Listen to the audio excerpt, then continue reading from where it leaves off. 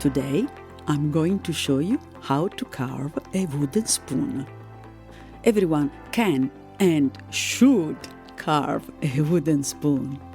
This step-by-step guide will teach you how to get started and hopefully will answer some of the basic questions. But remember, this is just a guide and I am by no means an expert or a qualified teacher.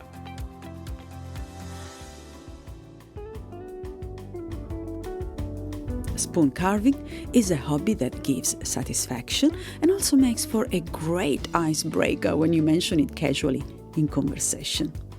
It is easy to pick up, and once you have mastered the basics, you will discover that it is also the perfect tool to stay busy during the most awkward situations. For example, you can carve while you are alone at the restaurant and you are waiting for your food to arrive. Spoon carving might result more reliable than your dating life. Spoon carving is also handy when you are with a group of friends in a pub, but you don't understand what they're saying because they all know each other from way before you arrived in the country, and they talk about people and situations that you don't know, and English is not your first language, and it's very noisy in the pub, and you're sitting alone in a corner, away from the conversation. See, you might find spoon carving quite healing. Now, you are probably wondering, what do I need to get started? First, grab a piece of wood, 30 to 50 centimeters, depending on your ambitions. Once you have your wood, draw a very rough outline of the spoon. You don't need to include too many details, you are just doing an outline. If you want, you can also draw the profile of the spoon on the side of the wood, but you don't have to. Now, what shape, you might ask? There are endless designs for wooden spoons. If you make a quick search on the internet, you will get zillions of designs. In the world of wooden spoons, things can get pretty crazy. Did I mention that uncarved spoons make excellent gifts for your mom? Mine used to have a wooden spoon for every sauce and every dish. Mixing them up was a capital sin, punished with her famous silent treatment. My mom, I lost her last year actually. I mean, she's not dead.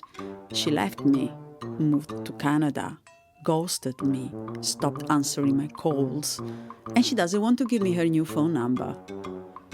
And I'm here stuck with all her stuff in the apartment.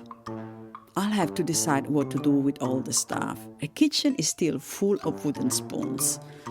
Something more to worry about, no? So where was I? Yes, how to begin. Before starting, decide how big you want the spoon to be. What kind of spoon head?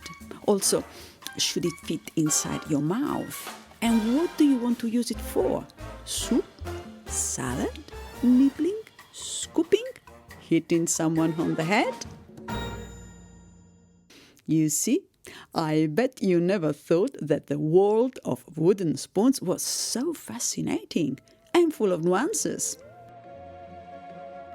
Once you have your wood and a rough idea of the design, you will need something to carve it with, like a carving knife.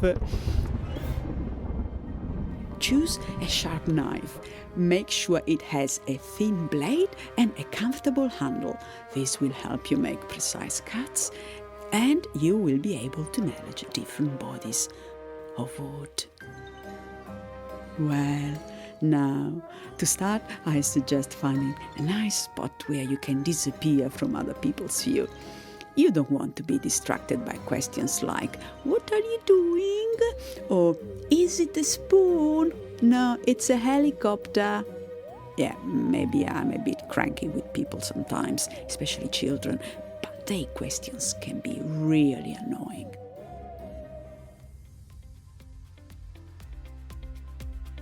When you are carving, stay mindful of your surroundings, note the people around you and, crucially, those who noticed you. They might come in handy as witnesses if you are ever questioned by the police. And speaking of being questioned by the police, start talking about your spoon carving obsession to everyone as soon as you can, as often as you can. You want people to remember you as the freak obsessed with spoon carving. So when the police asks, why are you carrying a carving knife? You come across as weird, not as suspicious. What if you are too scared to carve because you are worried about cutting your fingers? It could happen if you are careless. Well, in that case, just buy a wooden spoon and pretend to carve it. No judgment. Oh, and if you are in the market for some spoons, let me know. I've got a few to spare. So, this has been a step-by-step guide to wooden spoon carving.